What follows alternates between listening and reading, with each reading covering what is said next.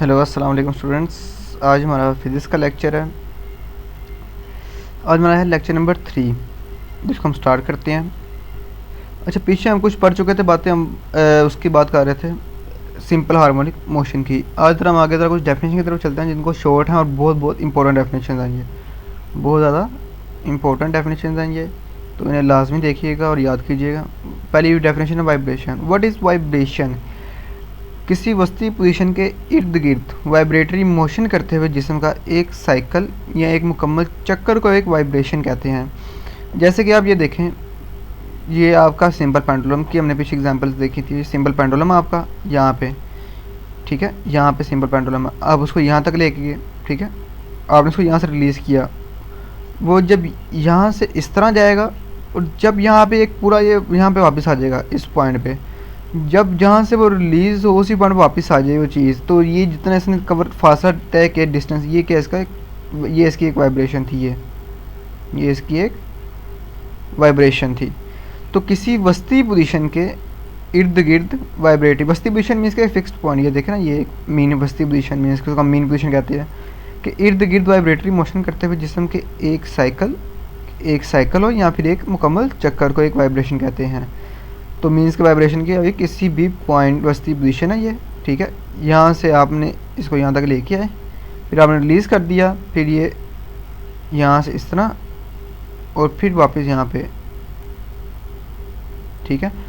तो जब ये एक मुकम्मल चक्कर कर लेगा इस तरह, ये यहाँ से इस तरह गया और यहाँ से इस तरह वापस आया, ठीक है, तो इसको हम क्या कहते हैं, ये एक साइकिल है या फिर ये क्या है, वाइब्रेशन हुई है इसकी कंप्लीट।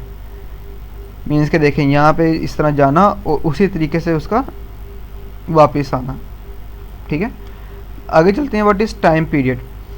किसी पॉइंट के गिर्द वाइब्रेटरी मोशन करते हुए जिस्म की एक वाइब्रेशन मुकम्मल करने के लिए दरकार वक्त। मीन्स के देखें, जब वो ये वाइब्रेट कर रहा था, जब उसने यहाँ से इस तरह वाइब्रेट किया, जब वो यहाँ पे गया और फिर यहाँ से जब वो वापस उस पॉइंट पे आया, तो उसके दौरान जो टाइम उसको लगाया, तो उसको मैं कहते हैं टाइम पीरियड। जो उसके दौरान उसको एक साइकिल मुकम्मल करते हुए इस तरह गया और इस तरह आया, उसके दौरान उसको जो टाइम लगा है, जो टाइम नोट हुआ है, उसको हम कहते हैं टाइम पीरियड।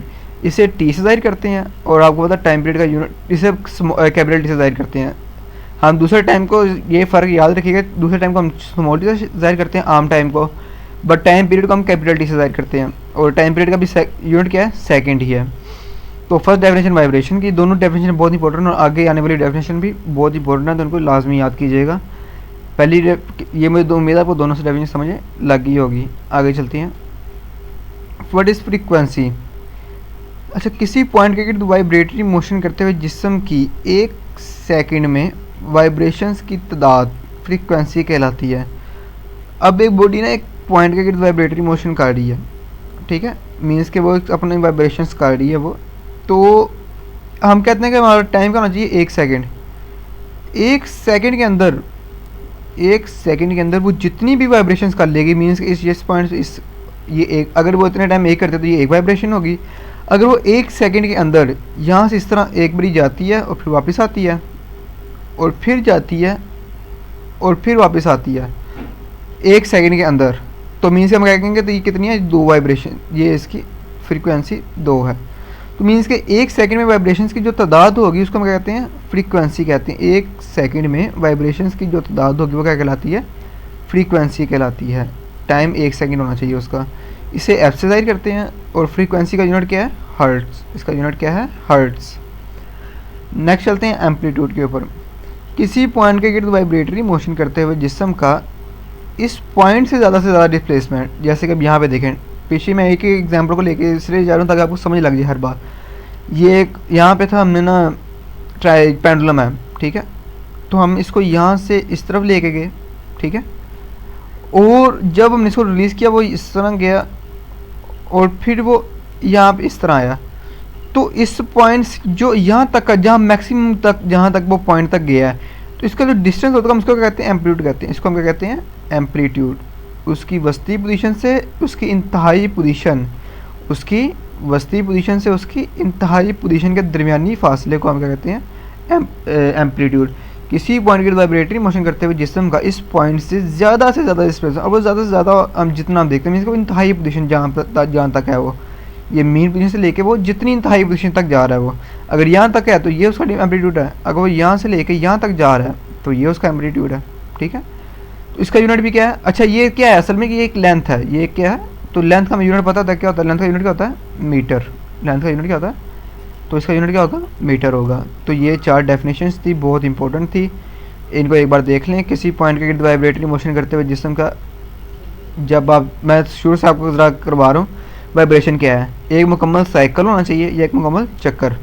ठीक है, उसको हम वाइब्रेशन कहते हैं। सेकेंड जो मेमोरी टाइम पीरियड, जो उसके दौरान उसको जितना टाइम लगा होगा वो सारा का सारा क्या होगा, टाइम पीरियड। और फ्रीक्वेंसी क्या है, 1 सेकंड में जितनी वाइब्रेशंस वो कवर करेगा, जितनी वाइब्रेशंस वो करेगा 1 सेकंड के अंदर, उसको हम कहते हैं फ्रीक्वेंसी कहते हैं। और एम्पलीट्यूड क्या है, उस वस्ती पोजीशन से ज़्यादा डिस्प्लेसमेंट, मीन्स के इंतहाई पोजीशन तक का जो फासला है उसको हम कहते हैं एम्पलीट्यूड कहते हैं। ठीक है, तो ये 4 डेफिनेशन थी, बहुत इंपॉर्टेंट थी, मुझे उम्मीद है ये आपको समझ लग गई होंगी।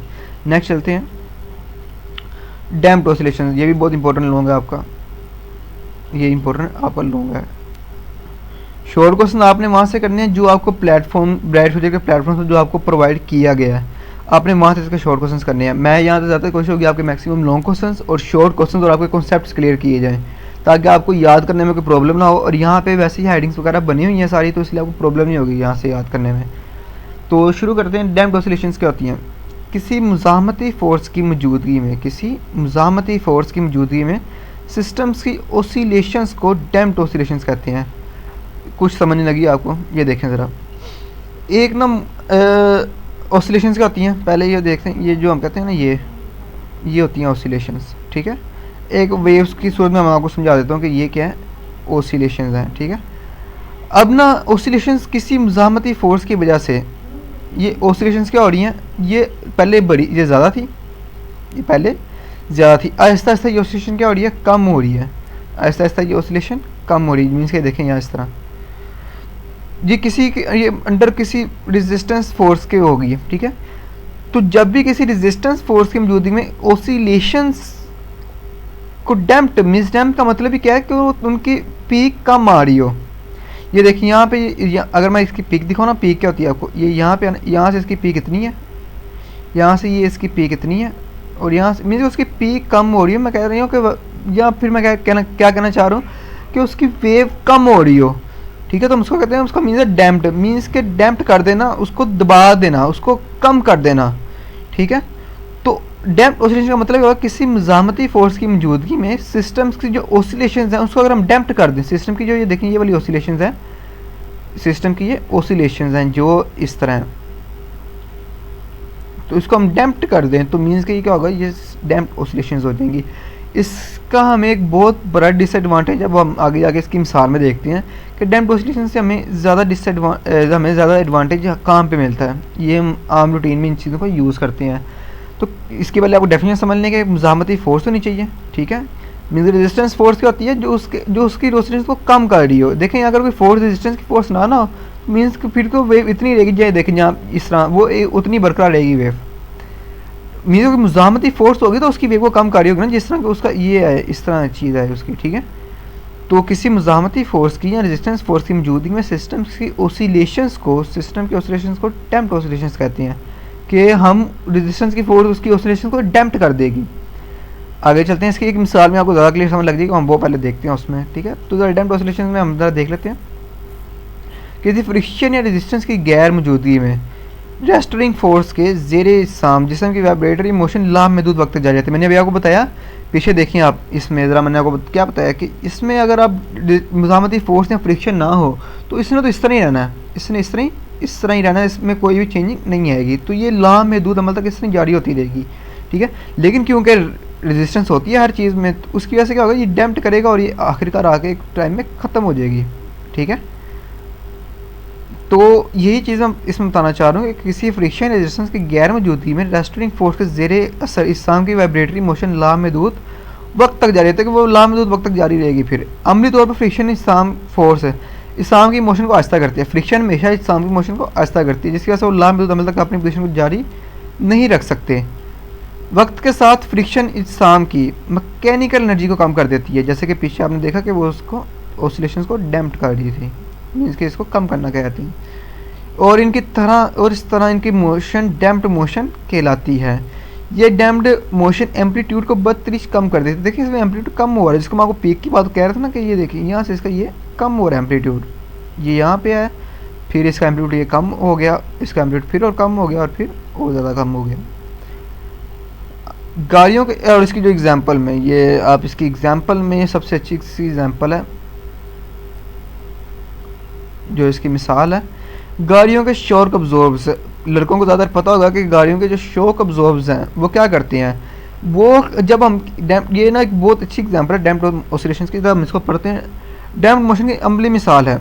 शार्क अब्जॉर्ब एक पिस्टन पर मुश्तमिल होता है जो किसी माया में अमल करता है, मोशन करता है। आपको पता है कि जब भी आप रोड पे किसी भी स्पीड ब्रेकर में से अपनी बाइक को गुजारते हैं तो शॉक अब्जॉर्ब्स क्या करते हैं, वो आपको पता है जब भी आप बाइक उसको में से स्पीड ब्रेकर के ऊपर से गुजारते हैं तो आपकी बाइक में बहुत ज़्यादा चिंचिंग आती है, मोशन उसके अंदर बहुत ज़्यादा खरखराहट पैदा होती है। अगर शार्क अब्जॉर्ब ना हो आपके, अगर शार्क अब्जॉर्ब ना हो तो वो स्मूथली उसके ऊपर से गुजर जाती है, ठीक है।